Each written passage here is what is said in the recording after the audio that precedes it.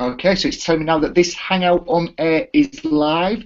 So wherever you are, whether you've just logged in, look at that, Alan, on the right on the nose there. Whether you've just logged in, whether you've been hanging around for a few moments, whether you're watching this live on YouTube or you're watching the recording of this on YouTube, hours, days, weeks, months, years later, welcome and thank you for watching this Hangout.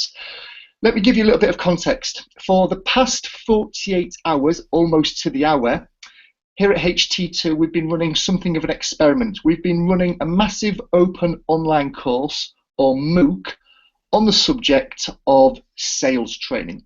We've used it as a vehicle to really discuss some instructional design concepts, some ideas, some techniques, some ideas around touching and erring towards neuroscience, but not really going too far down that road. Yesterday, we kind of looked at the concept of information overload. We looked at memory. We looked at forgetting. And throughout the day, we had several conversations in Curator about that. And then this time yesterday evening, to the hour, we had a conversation in a Google Hangout with Dr. Will Talheimer about cognitive load, cognitive overload, cognitive dissonance, forgetting, memory, and all the challenges that go with that. And we went in all sorts of areas talking about it, largely due to the fact that Alan kept saying, tell us a bit more, Will, tell us a bit more, Will, and Will did. So we went all over the place. This evening and today, we've kind of flipped the coin a little bit. So Will set up the problems yesterday. He said the fact that the brain's a wonderful machine, but it's not infallible, and it has some downsides, and as instructional designers and people development people, we need to be aware of them. Today we flipped that coin and we've asked Julie Dirksen to come along and tell us how we might be able to design activities, people development activities, training, whatever you want to call it. How can we design things that help people do their jobs better, bearing in mind what we know about the way that the brain works and the way that people learn. So that's enough prattling on from me. Julie, if you'd like to introduce yourself and give us a little bit of background about who you are. Hi, my name is Julie Dirksen, and I tweet under the name Usable Learning, which is a reflection of the fact that I think my interests, well, I primarily identify as a big learning geek and being very nerdy about all things learning. I also have a sort of 1 foot over in the user experience camp, so thinking about kind of how do we leverage both instructional design and also things from user experience. I'm really interested in the brain learning side of things. What can we learn from the neuroscience base or from other kind of evidence and research that we bring back into our practice? So yeah, all of those different pieces. I try to sort of take some of these kind of complicated things and figure out how to explain them in ways that that are relatively easy to understand and to follow, and that's what I did in the book that I wrote called Design for How People Learn. So, so yeah, taking all of these different pieces and try to figure out how do we take some of this kind of complicated stuff and turn it into something that we can then actually take action on as designers of learning environments. And that's pretty much what I said about when, after Will had finished introducing himself, was the fact that I let Will go and do all the hard work in terms of finding the research and analysing it and putting it into layperson's terms.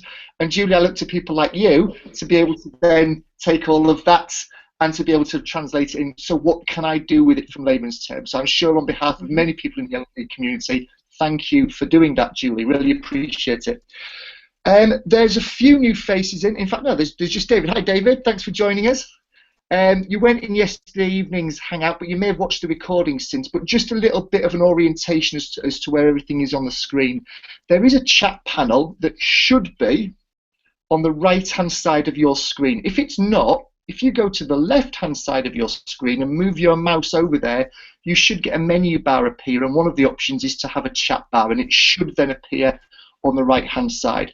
I tell you this for two reasons. One, I'll be dropping some links into there as we're going through today's session. And if you want to drop any links into there, or you want to ask any questions and you don't feel comfortable opening your microphone up because it's not working, or because dogs are on full tilt in the background, no names, no pack drill, then you can feel free to drop any questions or queries or anything into the chat panel there. And I hope I'll be able to pick them up on your behalf. If I do drop any links in, a big tip is try opening them up during this session. Don't look at them, please, keep them away in the browser. But once this session is over, the recording doesn't show the chat pod, and it's not like Adobe Connect where the chat links are still live. You won't get that chat panel in the recording. So if you want to follow those links, please open them up in session and then bookmark them later. A little tip from the top there, because I haven't in the past and I've really missed out. So Julie, if it's okay with you, I'm going to jump in feet first and ask a question. And I hope, as we did yesterday evening, that will then lead to other people asking questions, and I'm sure we'll go off in all sorts of directions, in all sorts of tangents, and have a really great remainder of the hour. So this MOOC has been ostensibly about sales training. Yes, as many people have spotted, the principles and theories can and should be applied to all sorts of training, but we've focused purely on sales for the time being. So I've got a question. The question is born really out of some comments and interactions that have been taking place over the past 2 days in the MOOC. So here's my question. In this day and age, listen to me, I sound like some old spins. In this day and age, is there any need to deliver training on features and functionality around our products? Is there any need to do that in 2016? Should we be spending more time developing the tacit knowledge that salespeople need, such as handling objections or such as reading buying signals? Is there any place for focusing on features and functionality and trying to get that into people's heads? Or have we moved beyond that, and can we rely on things like phones and wearables and Post-its tacked onto people's months? Can we solely rely on the performance support and the job aids, or is there still a place for focusing on product features and functionality? Over to you, Julie. Yep. Well, there's usually a couple of criteria that I think about when I'm kind of dealing with that question. Do we give people resources and expect them to access the resources, or do we need to sort of get it into their heads in some way so that they have that kind of immediate access? And so speed of access is actually one of those questions that sort of determines what approach that you need to have. So for example, I was working with a fast food company, and they were talking about what do you do when the store is being robbed. So if somebody's working behind the counter and somebody comes in to rob the store, that's a case where possibly you don't want the answers to be buried in a job aid, of what do you do when the store's being robbed. So that's the kind of thing where people need to have immediate access to the material, and so it actually does need to kind of be in their heads. It needs to be the kind of thing that they carry around. On the other hand, after the store has been robbed, after the person's already gone, the procedure for what do you do after the store has been robbed? Okay, you notify the authorities, you secure the premises, you do this and this and this. That procedure is a complete natural for a job aid, because it may not happen very often or ever to some people, or it may not happen for years. So you don't really want people to have to carry that information around in their head. It's unnecessary. But you want them to be able to do it right when the time comes. But pulling a checklist out of a drawer and going, okay, the store's been robbed, I need to do these 9 things, works really well. But you have plenty of time in that situation to pull the checklist out of the drawer and to access it. So I think that that little litmus test kind of applies as well to sales training. Are there things that people need immediate access to? So if it would be awkward in the middle of the conversation for them to stop and go, wait, let me see if the widget has blah, blah, blah on it, then, that's a case where then maybe they do need to have that information and carry it around in their heads. Versus as long as they've got a general sense of the products and then they can pull up the details sort of as needed, being a case where maybe just knowing where to find it or knowing how to access the information would be fine. It's an interesting issue, because obviously salespeople need to be able to have at least sort of an initial conversation without stopping every 2 minutes to look something up. And so there's definitely a layer of knowledge that needs to exist. But it's also not realistic to think that they're going to carry around every single piece of information in their heads. And one of the big problems that I've seen traditionally in a lot of sales training is if we talk about cognitive load as an issue, like you get these features and benefits courses that are like nothing but massive lists of features and benefits and all of those kinds of things. And so that's next to useless because nobody's going to remember it all. And it doesn't really get into any of the application or how do you apply it. So learning features and benefits. So like, for example, I know my mother's phone number, but I never sat down to memorize it. You know, I didn't have to have an e-learning course, but because I use it, you know, reasonably often, although less often in the age of cell phones, you know, you're going to learn that stuff anyway. And so largely that's a case where really what we're probably looking at wanting to do is application practice rather than learning about the features of a product, learn about, you know, customers who have needs and which products will then, you know, meet those needs and that point. So then you would probably construct something that was entirely about, it was pretty much entirely about applying features and benefits rather than learning the features and benefits. And then you'll either learn them as part of application or you'll learn how to find them really quickly as part of application. So I guess from somebody who's responsible for, it sounds like it's a balancing act between just enough but not too much, almost a perfect Goldilocks type of Right. too much, too little, just right, not enough. Yeah. I guess an analysis and looking at the data, and I'm sure Janet's grinning away to herself here, but looking at the data, looking at the analysis of what are customers asking for, what are the first half a dozen questions that customers will normally ask about this product or our product range, having access to that information and that data, and then being able to make sure that that is kind of stowed away in people's memory would be a starting point for making sure that you're not committing everything to some form of job aid, but similarly you're not trying to force that one in every 1,000 customer question into people's heads as well. So I guess getting access to the data about what customers are looking for and asking for would be a starting point. Mm-hmm. Yeah, absolutely.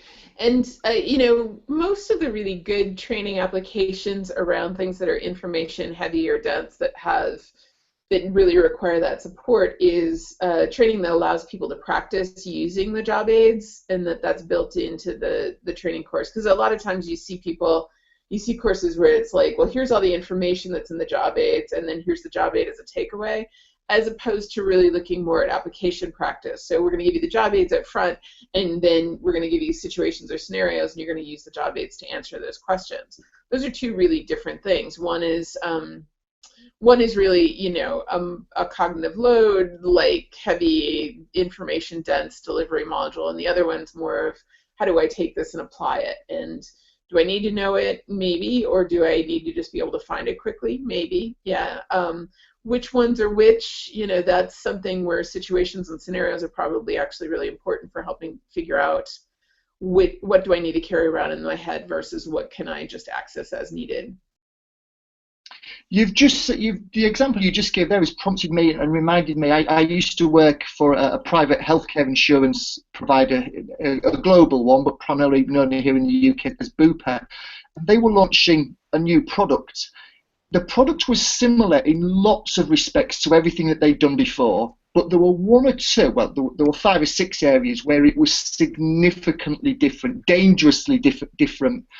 They wanted originally me to create, funny old thing, some e-learning around that. That wasn't what they got in the end. What they got was a social experience in their Jive platform. And what we did was we created and recorded some spoof voicemails that sounded like they were coming from real leads and real potential customers. These customers were asking questions that suggested this new product was what they wanted, but it wasn't obvious, and they threw a few things into this voicemail around these 5 or 6 dangerously different areas. And that's all we kind of did. And then at the bottom of the exercise, there was a link to the very performance support tool that contained all of the answers that they needed. This tool had been around inside the business for many, many years, and whilst it was used, it wasn't used as regularly and it wasn't relied upon as regularly as the business really wanted it to be. So all we were doing was we were creating a catalyst, we were creating a burning bridge type of situation, and then we were giving them the very simple way of getting off that burning platform by following the link. So we created Mm-hmm. a social experience that mirrored as closely as it possibly could exactly what we wanted people to do in the real world, which was not try to remember it, but it was to go to the online performance support job aid to get the answers to their questions. And that went down really well. And funny old thing, it took a few hours to create. It took probably longer to get signed off. And it was significantly cheaper than creating hours worth of e-learning. So just what you said then about creating an experience that tries to mirror how we Mm-hmm. want them to use the job aid, it just caused that to come flooding back. So thank you. Yeah. Yeah. Any questions whilst I'm furiously looking at my list of things I've got to ask you? Is there anything that what I've said there or what Julie has said there that's prompted any questions or queries or any responses from anybody that's joined us this evening? Alan, David, Janet, Elena? No? Okay. Remember, if anything comes to mind, drop it into that chat panel or feel free to open your mic up or wave furiously and we'll stop talking. Julie, yesterday Will introduced us to introduced us to the concept of spacing and spaced repetition. Mm-hmm. He spoke about what, from a cognitive perspective, the value of doing that is, but we kind of stopped short about practically how do I do this in the real world. So I was wondering if you've got any examples that you could share with us whereby you've designed this in or you've seen people design this in. How have they done it? What tools have they used? Has it just been email? Has it been text message? Has it been physical desktop activities on their desk? What ways have you seen or have you used to bring this concept and this theory of spaced repetition into the real world? Mm-hmm. Yeah, so there's a number of different kind of ways we've looked at using this or have used it in the past. Sometimes it's making sure that the learning experiences themselves are spaced out over time. So, for example, a weekly scenario or something like that, as opposed to trying to do everything all at once, because that's you've been kind of alluding to cognitive load.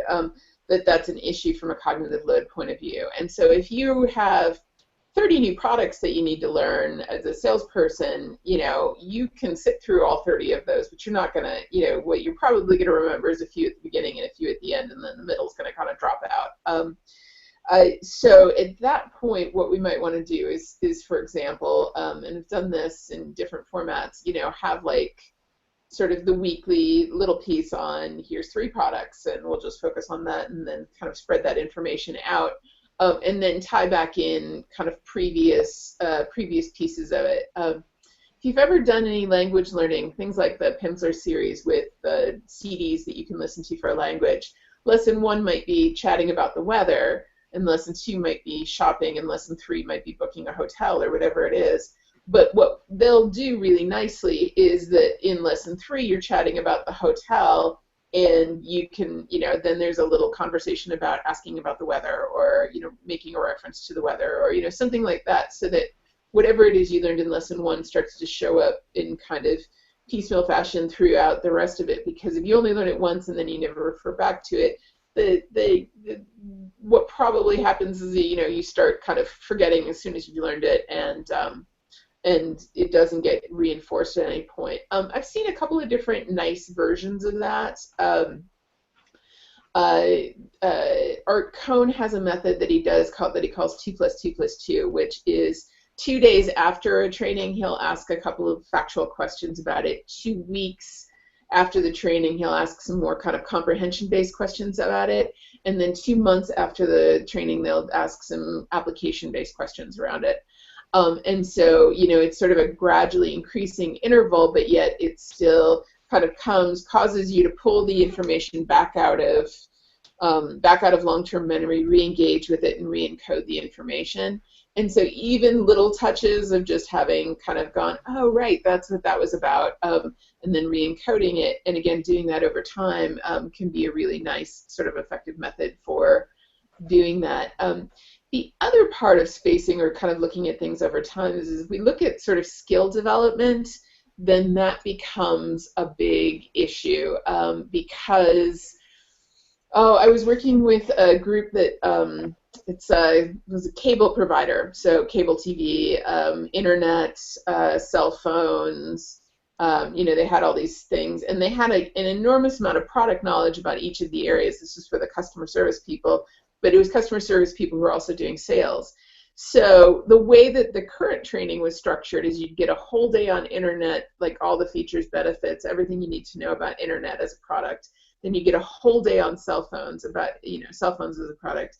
Then you get a whole day about cable TV as a product or whatever it is. And then you might have a couple of days on sales training, and then you might have a couple of days on customer service and a few days on systems training. Well, that's that very sort of horizontal slicing that we see in curriculum development. So I'm going to do everything about internet as a product from start to finish, and everything about cell phones as a product from start to finish. Well, by the time you've gotten into the fourth or fifth or sixth day of this, you're just sort of floating in a sea of information at that point and completely overwhelmed.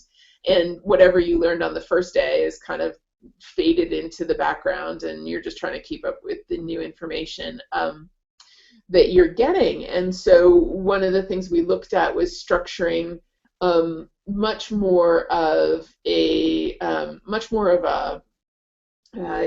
of a level 1, 2, 3 product knowledge. So level 1 product knowledge was kind of the basics of stuff, and you learned all of that, and it got tied in with some sales, and it got tied in with some customer service. Once you sort of got certified at level 1, then the next week you might come back and go through and do level 2 product knowledge, where you're getting into the deeper dive for each of these and more of the kind of tricky, functional things, and then come back once you've done that and kind of come back and do level 3 product knowledge.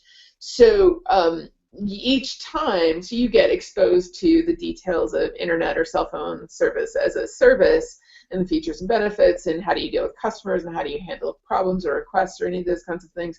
But you kind of get this sort of gradual ramping up of complexity about it and things like that. And then also it does get spaced out. So you're going to get at least 3 touches with, if not more, you're going to get at least 3 touches with a cell phone service as a product.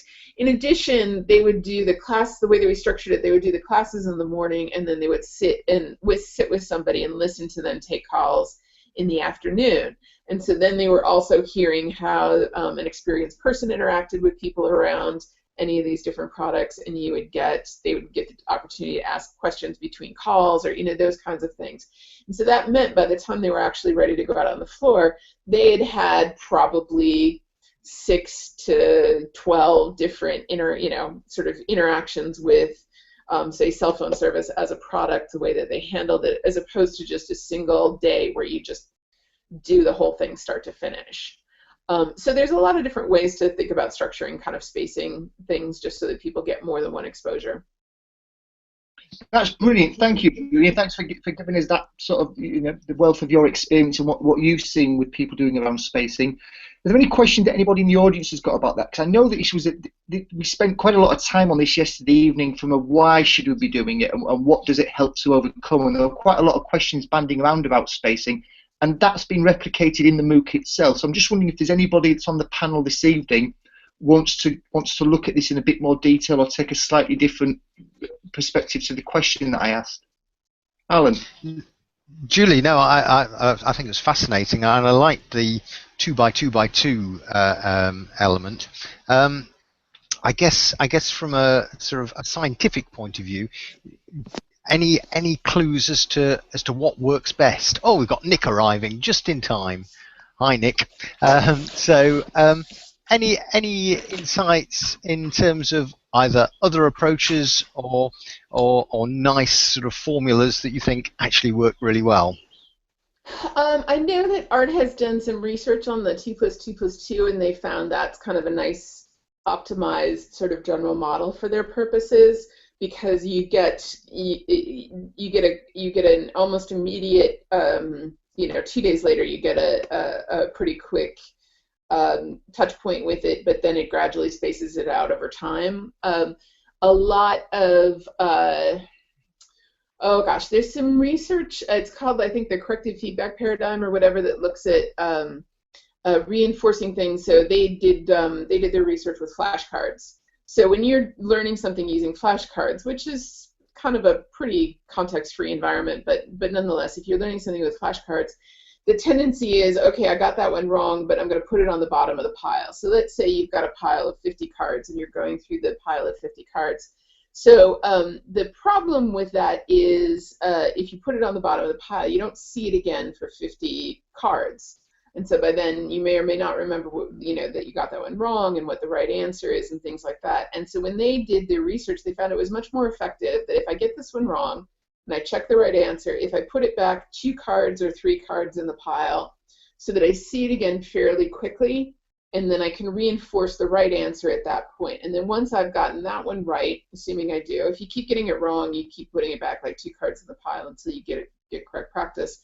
Then what I can do is instead of putting it back 2 cards in the pile, I might put it back 4 or 5 cards in the pile.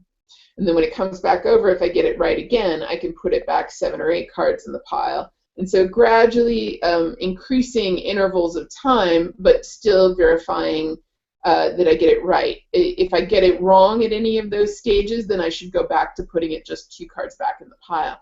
So if you get something right straight out of the gate, it's okay to push it back a little bit further or to even put it on the bottom of the pile. But if you're getting something wrong, you want reinforcement of the right answer more quickly. And so that probably has an impact on kind of how you think about spacing, depending on whether or not, if it's something that somebody knew pretty well right out of the gate or recognized pretty well, then it's probably not as important to reinforce right away. But if it's something that people get wrong, then bringing it back up sooner rather than later can be a really useful way of correcting the wrong error and reinforcing the right answer. Fantastic, thanks, Julie. In terms of, so that's good as far as kind of knowledge-y stuff is concerned. Yeah. What about the sort of the other skills, perhaps the softer skills, the interpersonal skills? Mm-hmm. What are your thoughts on that front? Yeah, that's a really interesting problem. One of the things I've started doing with clients when I'm working with them is have them estimate. And of course, there's no right answer to this question, but it's a good way to get them thinking about it. Having them estimate how much of what they're teaching somebody is tacit versus explicit. So certain things like these are the features of this particular product are clearly an explicit skill, but something that is a tacit skill you learn through basically pattern recognition. So years and years ago, one of my early jobs out of college was teaching GMAT classes. So this is for people who are going to business school. They're going to take the GMAT test to go get an MBA. And it was a really horrible job, actually. But what it was is they would come in for a whole weekend the week before they were going to take the test. And we would start on Friday night with a test, and we'd end on Sunday afternoon with a test. And then we'd study for the weekend, and there were a lot of study strategies and little tricks and all of these kinds of things. And so usually what would happen is we could typically bump up. There were sort of math and logic sections in the GMAT, and we could typically bump people's scores up about 100 points out of, I don't know, possible 800 points or something on the math sections and on the logic sections. But then there was a reading comprehension section. So reading, vocabulary, things like that, sort of a verbal reasoning section. And that score was much harder to budge. And so typically that one didn't change very much. Well, if you think about the way that you acquire these two skills, so with math, a lot of these people hadn't had geometry since high school, so they just needed to learn the formula for circumference of a circle.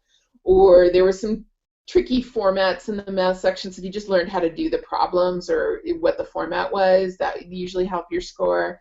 So those are very explicit skills. We can explain them, without, we can say, here's the rules for doing it, here's the steps of the procedure. Reading comprehension, on the other hand, is very much a tacit skill. And the way that you get better at reading comprehension is you read a lot, right? And maybe test your comprehension of things. So probably recall practice or retrieval practice or application are good practice methods for that.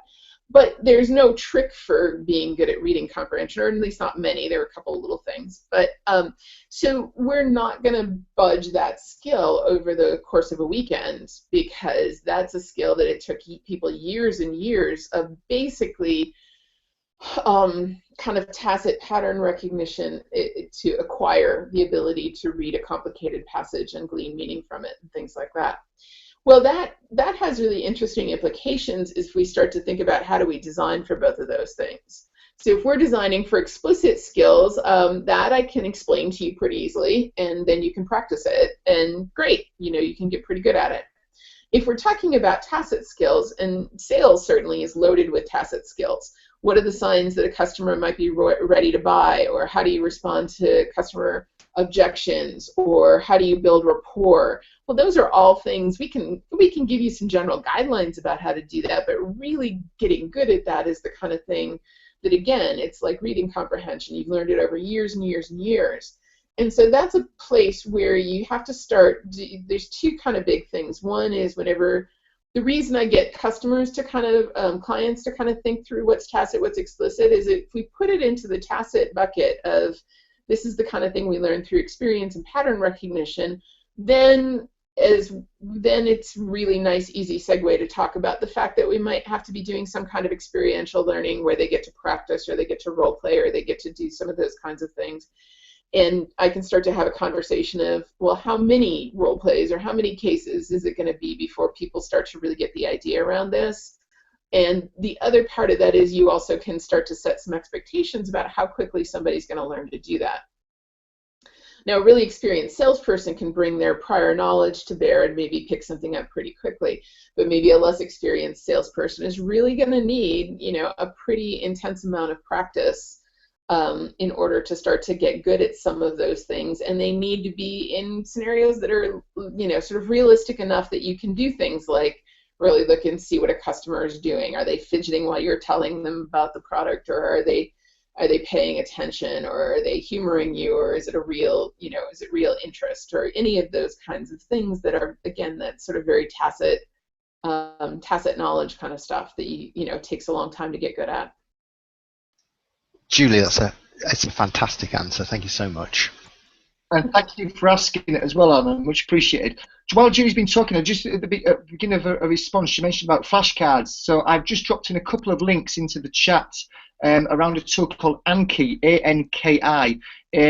It's a web-based flashcard type of system, but underneath it is quite a smart algorithm, bordering on sort of AI, and it will understand what you've got wrong, and as Julie said, it will present those back to you sooner rather than later. It takes into account the spacing effect. And one of the really cool things it does is it can be used as a collaborative tool. So if a group of people are studying a subject, they can each write their own flashcards, but then those flashcards will actually be shared amongst the group. So whilst you might all be focusing on a specific question, the way that somebody has written that question, the nuances of the language that they've used may be subtly different from person to person. So in terms of from a synthesizing perspective, I guess it's really good for being able to respond to the same question, but that's being asked in different ways, which I guess from a sales perspective, customers will all probably ask very similar questions to each other, but may phrase them slightly differently. So I've just dropped the links into there. If anyone wants to go down that rabbit hole once the session's finished, please do. So Julie, we chatted and we joked a little bit at the beginning about I'm going to be a little bit selfish now. I'm going to ask you a question that I think will still be of value to everybody that's here and everybody that's watching this afterwards. But Janet and I came along to your session at LSCon last month in Florida around creating and promoting digital habits. Mm-hmm. And it really struck with me because I follow a guy here in the UK called Nick Shackleton-Jones, and he's talking about this spectrum, if you like, moving from courses to resources to apps, and he sees apps as being at the moment the optimal thing because they're incredibly good, and I guess we're incredibly conditioned. I'm grinning because lots of us here at HT2 are taking part in a fitness challenge. They're really good at conditioning us to subtly over time change our behaviours and practices, our habits. So I'm really keen to find out more about this question that you've got relating to habits. So could you tell us a little bit more about this about the design of habits and being able to tap into people's habits, because I guess in the past we've spent a lot of time creating the training, providing the resources. People have, dare I say it, they've passed a test or they've said that it was great, and so everything's rosy in the garden and off they go. But of course, if they don't apply it, and if they don't apply it regularly, and if they don't apply it without sometimes even thinking about it, has everything that's gone before been a bit of a waste of time? So talk to us about habits, if you would, please, Julie. Sure. Yeah. So one of the things that I'm kind of really interested in right now is just this sort of question of what are the sort of core elements of any kind of learning system. And I think one of our challenges as a field has been that our core elements, or our kind of the core DNA of most of our learning systems has been information delivery, and that's a very limited view of kind of what learning is. And so we've kind of got some strategies around information delivery, and we've got flashcard apps and things like that. But then like skill development becomes a big question. That's been one of the reasons I'm interested in game design, is because game designers are really good at skill development. But then there's times where there's something else that's sort of missing from the equation. So for example, let's say I want to get, I want to take, oh gosh, I live in Minnesota where we don't get a lot of, it's cold and you hide inside most of the winter. And so I want to get into the habit of taking vitamin D over the winter so that I don't get, vitamin D deficient or whatever. Well, I can know that vitamin D is a good idea to do it. I have the ability to do that. Like, that's not a particularly difficult skill, is to take a vitamin. I can be motivated to do it, and yet there's still something that's not happening, right? There's still something that's missing from, and it can still not happen. You can have good intentions, you can have the knowledge, you can have the ability, you can even have the motivation, and yet you still can't quite make it happen. And it really kind of comes down to, we're sort of left with habit at that point. That's the sort of missing piece of things. Now, granted, there are some habits we would like people to have that maybe they also need some help with the motivation, or they also need some help with the skill. But you can have all of those things and you can still not have a habit around something. So then you start looking at the problem of, well, what can we actually do to inculcate the habit with people? So as you do social learning stuff, obviously habits are a big piece of that. So if people have a question, you want them to have the habit of going into the system and asking the question. Or if people have an interesting resource, you want them to have the habit of going, hey, that's an interesting resource. I won't just send it in an email to my colleague. Instead, I'm going to go post it over here in the discussion area so that other people can have access to that as well. And so the difference between those things, it's not knowledge, it's not skill, frequently it's not even motivation. People want to do that stuff, but they don't remember to, or they don't have the habit for doing it. And so in any of those cases where it seems like the thing that's really missing, or part of what's really missing, is the habit of it, then a lot of our sort of traditional strategies of telling people about it, or trying to sell them on it, or any of those, trying to teach them how to do it, those things only go so far, because we don't have a knowledge problem, we don't even have a skill problem, we don't even have a motivation problem, we have a habit problem. So how can we encourage people to make something like that more of a habit? And typically there's a bunch of different definitions that does nothing but look at different definitions of habit and argue about them. So if anybody wants the source on that, let me know. But there's about 8 or 9 that are floating around in the academic world. But largely what we're talking about is an almost automatic behavior in response to a particular trigger. Something that you do, automatically or almost automatically.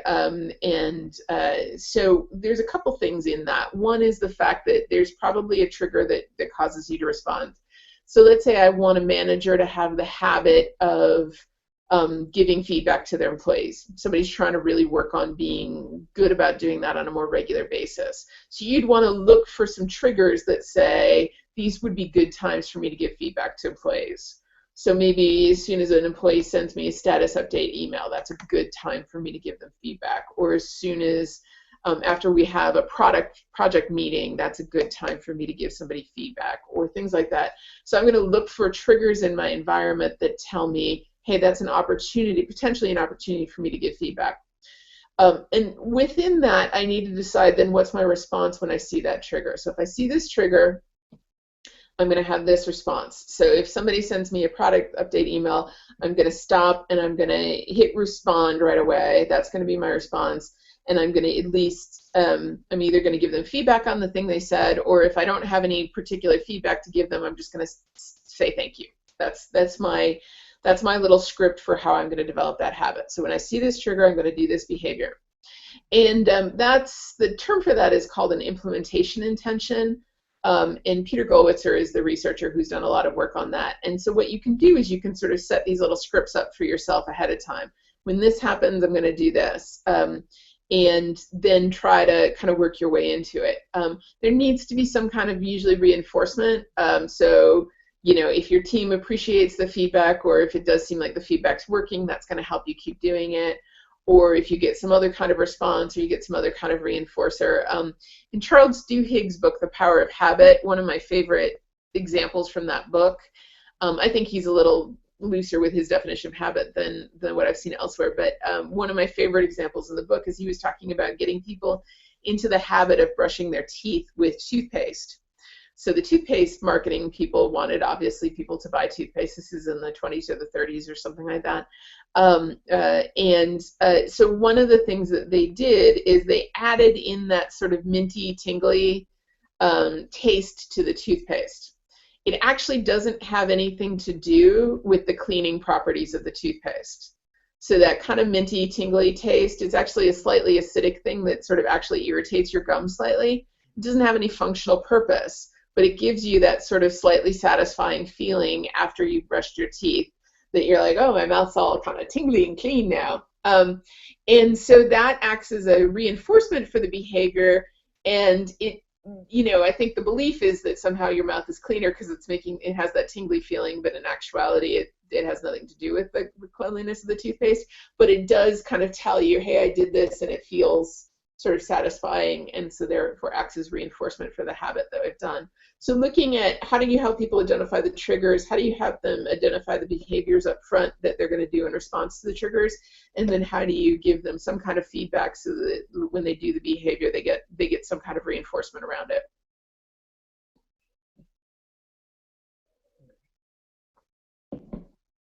Thank you, Julie. From a sales perspective, can you think of any examples of the way that we can integrate triggers, these habits, these triggers, the behaviors around the design of sales training?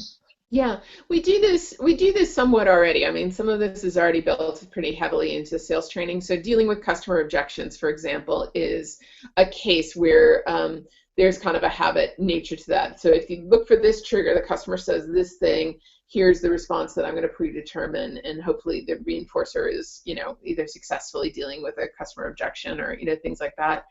But I find that salespeople actually are very have very strong habits, and the challenge with that is when you're trying to change their habits. So you were sort of asking about kind of the feature and benefit training and product training up front and things like that. Well, one of the challenges that definitely crops up is the salespeople selling products that they're comfortable with, and that they're comfortable with the method that they use to sell those. So, for example, I've talked to a number of different organizations over the last few years, and one of the big buzzwords in sales training is moving from product-based selling to consultative selling. So instead of you going in and saying, here's my product and here's why it's fabulous, you go in instead, you say, tell me about your problems. What are your challenges? You know, are there things we can help you with? You know, that kind of thing. So that shift has a number of issues, because if people are really in a very much a product-based selling mode, then they have a lot of habits around doing that. So if they hear, you know, if they hear a buying signal, they're going to jump right in there and go for it. Or if their habit is to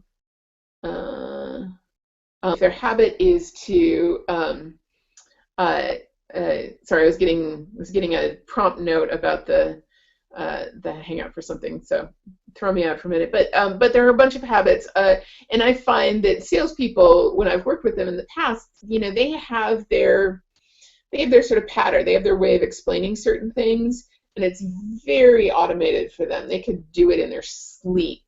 And so the issue is how do you sort of insert new habits into that, and also how do you undo old habits? So if they have a really strong set of habits around product selling and you want them to switch to consultative, then you have to plan for that to be a slow process of developing new habits. Habits are typically automated, and automated things are typically cognitively easier. If it's automatic and I know it really well and it's built in, it's cognitively the equivalent of biking downhill, and trying to add in a new habit is going back uphill and things like that. Okay, thank you. Again, anybody got any questions? I'll come back on that. And anybody that's watching live as well, I know we've had some, not questions as such, but we've had some observations from Dan Roddy. Thanks for tuning in via YouTube. Dan, how weird am I sort of waving, saying thanks for tuning in on YouTube. But Dan, if you've got any questions or any observations or anything that's been said, feel free to take the same process that you've followed for those observations about Anki. Anybody on the panel that's in the room got any questions? I'll come back with Julie. Okay, so I think I have a final question. I might be cheeky and ask two, but I've got a final question, Julie. The name of this level in the MOOC is called Less is More. The name of the Hangout is called Less is More. One of the approaches that we've looked at during this second day has been Kathy Moore's action mapping process to help try and filter out some of the more and focus a little bit on some of the less. Are there any other techniques that you're aware of that can help, particularly probably in consultation with the subject matter expert, that I imagine want all of their wealth of experience pouring into the activity? Because why wouldn't everybody want to share their 22 years of experience in this subject? Why would anybody not be interested? Have you got any techniques or any strategies or any other tools or techniques that you're aware of beyond action mapping that you might be able to advise people on to try and filter out a lot of stuff and focus on the really important stuff? Yeah, so one of the things that I do with clients is when they're doing their learning objectives, I make sure that it's something that could happen in the real world and something where you can tell, and that really focuses it on applied, which is similar to kind of what Kathy's doing in terms of really focusing on the application and then just having kind of that informational piece be the support piece for it. I think that her action mapping gets you to that pretty well. So instead of I'm going to tell you every single thing about this particular product, instead I'm going to give you scenarios where you have to choose a product for a customer, and then you can go looking for the application materials. There's a term called decision fatigue, and that happens really quickly when you're presented with 6 million options for things and so forth. I'm currently trying to buy a car, and I get decision fatigue almost immediately as soon as I open up car websites, because there's so many pieces of information, there's so many kinds of things.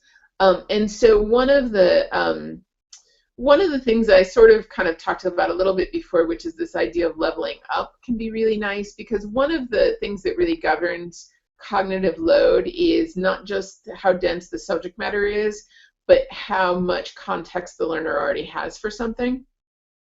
So for example, I was teaching, an example might be, we were creating a curriculum for project managers for electrical installations. So these are the people who go in and do the electrical wiring in a new building or something like that. And if I try to tell them everything about how to create a budget for one of these projects, that's an enormous amount of information. And some of it is explicit information, like literally how do you enter it into the system, how do you make sure that the budget's complete. But then there's all this other stuff around how do you make sure that it's a good budget, and how do you kind of monitor the budget to make sure that you're staying in budget, and how do you identify problem areas. Well, if I try to do that all at once, that's an enormous cognitive load. And so what I'm going to do in that instance is we broke it into, we had an e-learning on how to enter it into the computer system so that we could just kind of get that out of the way. But then we would work through increasingly complex budgets. So I might start with a small budget on a small project, and then once you do a good job with that, I'm going to work into I might start with a $10,000 budget, and then I might go to a $30,000 budget. And each level, I'm going to make sure that you've kind of got your complete knowledge. And then by the time I get into a $50,000 budget or a $200,000 budget, which is much more complicated, much more much more dense in terms of the information, the learner, because they started with this $5,000 for $10,000 budget, has a framework for what the pieces are of a budget. And so they're not trying to learn that at the same time that they're trying to learn kind of all these complicated, subtle things. And so really that sort of like continually going from sort of simple to more complex situations. And the same thing with the product knowledge for the customer service reps, or we've done this for, oh gosh, what are some other ones? I was doing this one for a health NGO that was teaching people how to do health improvement studies.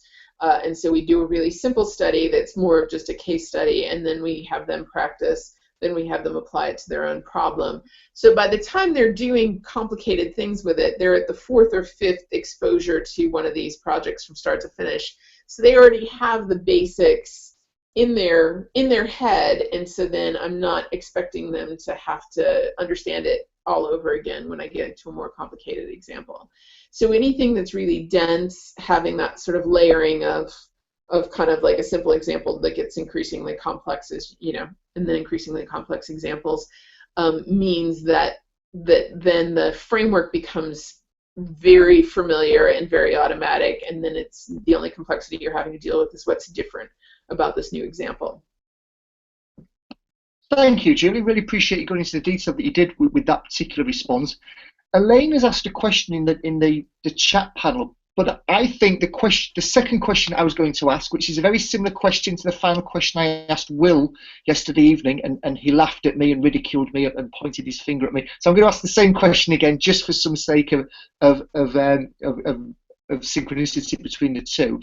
But before I ask this final question, because I'm conscious that we're approaching the top of the hour, are there any questions again from the panel? Anything that Julie's mentioned that you want her to expand upon or go off in a slightly different direction, or indeed anything that we've not gone into that you kind of like to go into in these last few minutes? Over to you guys.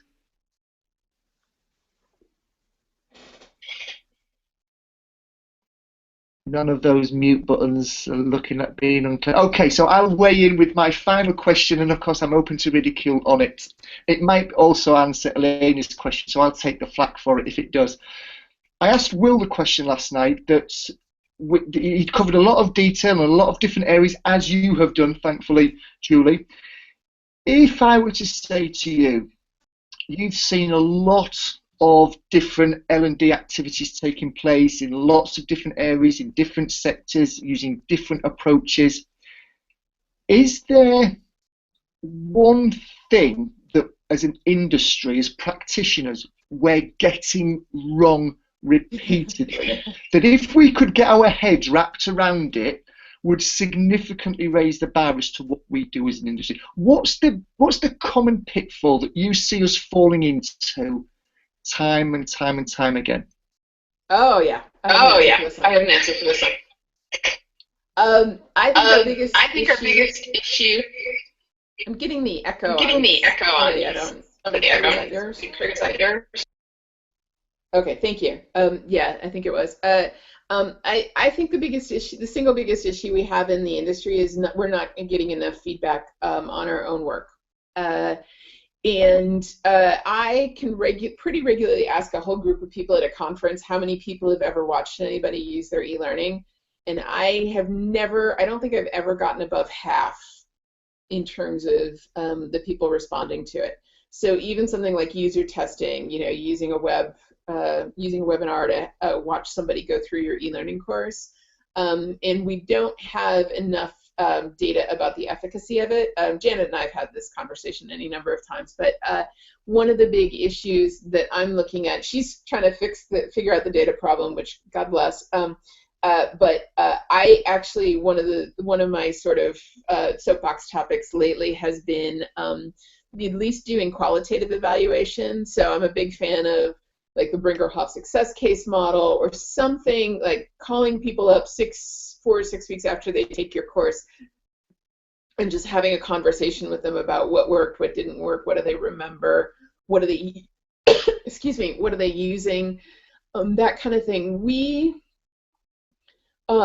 typically, especially in e-learning, have this tendency to sort of throw it over the fence and then never kind of go back to it. I think it happens a little less in some of the social platforms that you're using, but basically, what's anything, if at all possible, that I can do to see how can I get some feedback coming back into to me as a designer about what's working and what's not working. It could be watching somebody use it. It could be talking to them afterwards. It could be, some of our traditional learning, evaluation measures.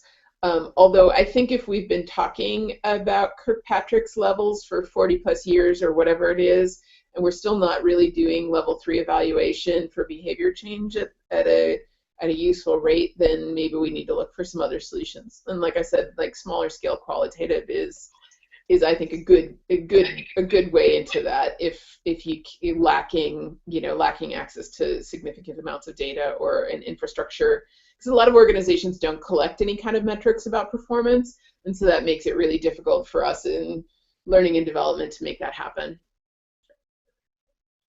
So I guess feedback then, talking to people, looking at people, reviewing people, being a fly on the wall when people are interacting with our products. That's the pitfall that's what we're not doing enough of. Yes. That's my feeling on it.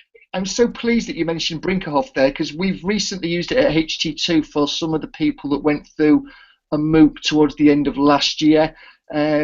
Almost did a carbon copy approach of what Robert Brinkerhoff suggests, and we got some fantastic positive feedback in terms of the way that people have used it, the impact that it's had, the monetary impact that it's had, as well as the efficacy impact. And I also noticed, and plug it again, just to the designing for our as well. You mentioned give a good, simple overview as to what Brinkerhoff's success case methodology is in here. So I'm pleased to. I don't hear people mentioning it often enough. So I'm pleased I'm in the same camp as you. That's a little kudos. Thank you. So it's just gone the top of the hour. I'm not going to keep anybody holding on any longer, because obviously we committed to this being an hour, and it's been that give or take a few minutes. Could I ask you all, as you did yesterday evening, if you'd give Julie a wonderful rapturous round of applause, a thumbs up, an emoticon, open up your mic and cheer at her, not jeer, cheer at her. And yeah, there we go. We've got some feedback coming in. So, Julie, on behalf, fantastic. Thank you, Alan. On behalf of everyone that's in the panel now, on behalf of everyone that I know, there's several people watching this on YouTube Live as well, and I'm sure on behalf of the people that are going to watch this when the recording is wrapped up and placed onto YouTube, a huge thanks, Julie, for you carving out this time for us, for sharing the benefit of your expertise, pointing many of us, me included, in a slightly better direction than what we've been facing before. Julie, thank you very much. Absolutely. Yeah, thanks a lot. It's been fun. Thanks.